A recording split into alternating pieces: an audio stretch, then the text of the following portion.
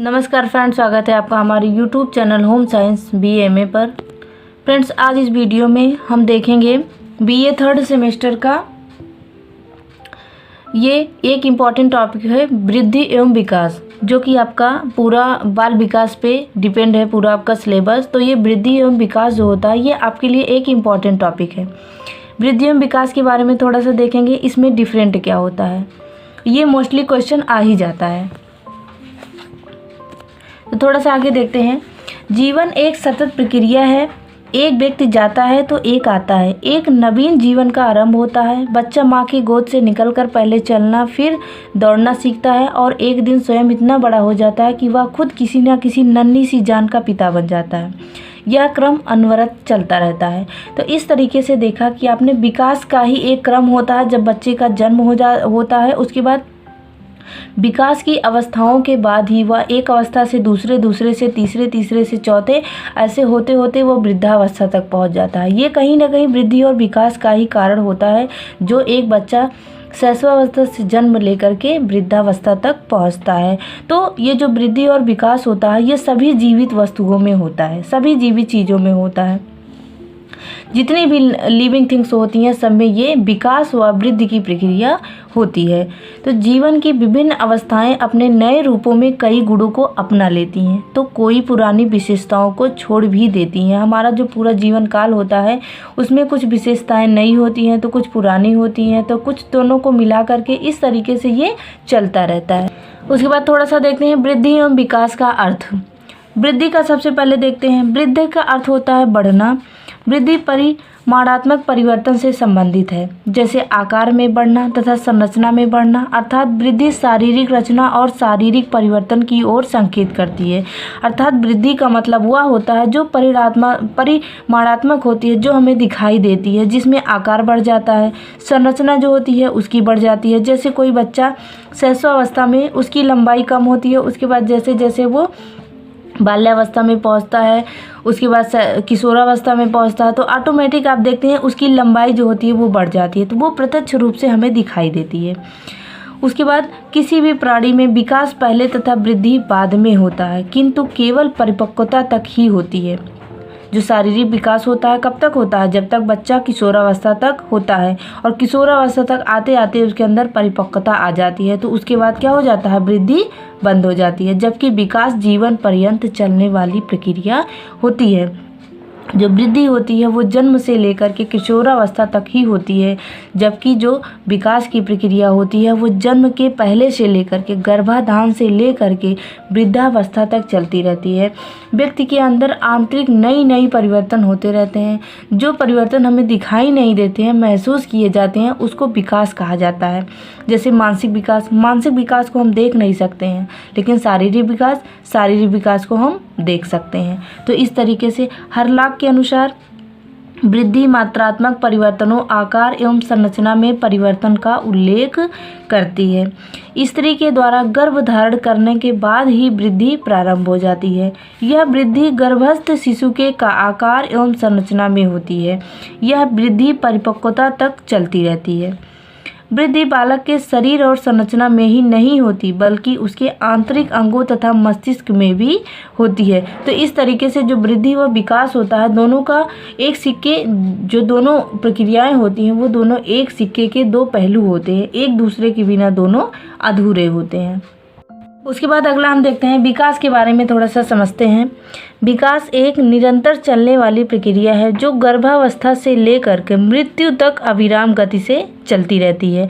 तो इस तरीके से जो विकास की प्रक्रिया होती है वो जन्म से लेकर के या गर्भावस्था से लेकर के जब तक बच्चे का मृत्यु नहीं हो जाती तब तक वह अविराम गति से चलती रहती है। विकास से तात्पर्य आयु में बड़ा होना या कद में बड़ा होना नहीं है, बल्कि विकास के अंतर्गत वे सभी शारीरिक, मानसिक, संवेगात्मक, सामाजिक परिवर्तन आते हैं जो गर्भावस्था से लेकर के मृत्यु एक निरंतर मनुष्य के शरीर में होते रहते हैं। तो इस तरीके से आपने देखा जो विकास में प्रक्रियाएं होती हैं उसको हम माप नहीं सकते हैं, बल्कि उसको महसूस किया जाता है। जैसे शारीरिक विकास, मानसिक विकास, संवेगात्मक विकास, सामाजिक परिवर्तन आदि आते हैं।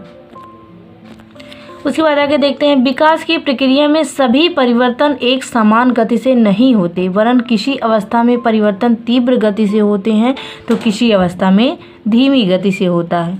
इस तरीके से गर्भकालीन अवस्था में इसकी गति क्या होती है, तीव्र होती है, तथा बाल्यावस्था तथा किशोरावस्था में यह और भी अधिक तीव्र हो जाती है। जबकि उसके बाद किशोरावस्था के बाद भी विकास की गति क्या हो जाती है, मंद पड़ जाती है, धीमी पड़। इसके बाद आगे देखते हैं विकास की परिभाषा है। सबसे पहले हरलॉक के अनुसार देखते हैं, विकास का तात्पर्य बढ़ने से नहीं है, इसका तात्पर्य व्यक्तित्व तथा समानुगत परिवर्तन से है, जो परिपक्वता के से लक्ष्य को प्राप्त करने की ओर होते हैं। उसके बाद देखते हैं कुछ विकास की विशेषताएं।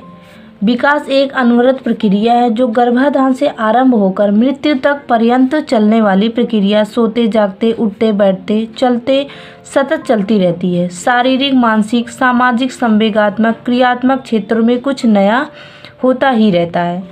अगला है विकास प्रगतिशील परिवर्तनों की श्रृंखला है जो व्यक्ति को संबद्ध तथा व्यवस्थित रूप से परिपक्वता की ओर अग्रसित करती है। प्रगतिशील शब्द का अर्थ है कि आगे की तरफ बढ़ना अर्थात सुधारात्मक परिवर्तन करना। अगला है विकास गुणात्मक प्रक्रिया है अर्थात व्यक्ति की क्रियात्मक क्षमता की वृद्धि तथा उसे उन्नत समायोजन प्रदान करती है। आगे देखते हैं विकास वंशानुक्रम एवं वातावरण द्वारा निर्धारित होता है। विकास अधिगम एवं परिपक्वता का परिणाम है। विकास शारीरिक सामाजिक मानसिक एवं संवेगात्मक क्षेत्रों में एक साथ चलता ही रहता है। आगे देते हैं वृद्धि और विकास में अंतर। तो एक तरफ वृद्धि है एक तरफ विकास, इस तरीके से दोनों में डिफरेंट देखते हैं क्या होता है। वृद्धि की शुरुआत विकास के बाद होता है, प्राणी में विकास पहले होता है। वृद्धि मूर्त होती है अर्थात इसे हम उसके बाद विकास अमूर्त होता है। वृद्धि गर्भाधान से लेकर परिपक्वता अवस्था तक होती है। विकास किसी भी जीवित प्राणी में गर्भाधान से लेकर जीवन पर्यंत चलता रहता है। आगे देखते हैं वृद्धि मापनीय होती है क्योंकि इसमें परिवर्तन परिमाणात्मक होते हैं। आकार वजन लंबाई आदि को मापा जा सकता है। विकास अमापनीय होता है क्योंकि इसमें परिवर्तन गुणात्मक होता है, इसका अनुभव किया जा सकता है। वृद्धि में होने वाले परिवर्तन केवल शारीरिक होते हैं और इसमें क्या होते हैं, शारीरिक मानसिक सामाजिक व संवेगात्मक परिवर्तन आते हैं। आगे देखते हैं वृद्धि विकास का एक ही घटक है जो शरीर के विभिन्न अंगों में विभिन्न अवस्थाओं के दौरान एक निश्चित गति से होता है। एक निश्चित वृद्धि के बाद वृद्धि रुक जाती है। विकास की प्रक्रिया एक निश्चित अवधि व सीमा तक साथ साथ चलती है व एक निश्चित अवधि के बाद इनका साहचर्य टूट जाता है। आगे देखते हैं वृद्धि में होने वाले परिवर्तन रचनात्मक होते हैं और इसमें परिवर्तन रचनात्मक एवं विनाशात्मक दोनों प्रकार के होते हैं। वृद्धि में होने वाले परिवर्तन मात्रात्मक होते हैं और इसमें परिवर्तन कैसे होते हैं, गुणात्मक होते हैं। वृद्धि एक संकुचित प्रक्रिया है क्योंकि यह केवल परिपक्वता अवस्था तक ही होती है और यह सार्वभौमिक प्रक्रिया है क्योंकि यह प्राणी की मृत्यु तक चलती रहती है। यह कोशिकीय वृद्धि अभिरुचि कहलाती है या अभिवृद्धि कहलाती है और विकास प्रगतिशील परिवर्तनों की एक श्रृंखला है जो एक निश्चित क्रम में आगे बढ़ती है। आगे देखते हैं वृद्धि का क्रम होता है व्यक्ति को वृद्धावस्था की ओर ले जाता है और विकास का जो क्रम होता है वो व्यक्ति को परिपक्वावस्था तक प्रदान करता है। गर्भकालीन अवस्था से लेकर के किशोरावस्था तक वृद्धि की गति तीव्र होती है, उसके बाद यह धीमी हो जाती है तथा 18 से 20 वर्ष की बाद यह रुक जाती है। और गर्भकालीन अवस्था में विकास सबसे तीव्र, उसके बाद धीमी गति, उसके बाद परिपक्वावस्था के बाद विकास की गति मंद हो जाती है। वृद्धि के संरचना में परिवर्तनों का बोध होता है। विकास अंगों के प्रकारों में परिवर्तन का बोध होता है। वृद्धि एक साधारण प्रक्रिया है और विकास एक जटिल प्रक्रिया है। फ्रेंड, इस तरीके से इस वीडियो में हमने एक इम्पॉर्टेंट टॉपिक वृद्धि तथा विकास में अंतर देखा। ये ज़्यादातर क्वेश्चन चाहे लघु हो चाहे दीर्घ हो चाहे विस्तृत किसी न किसी में पूछे ही जाते हैं। तो वीडियो को पूरा देखें और ज़्यादा से ज़्यादा शेयर करें। वीडियो देखने के लिए धन्यवाद।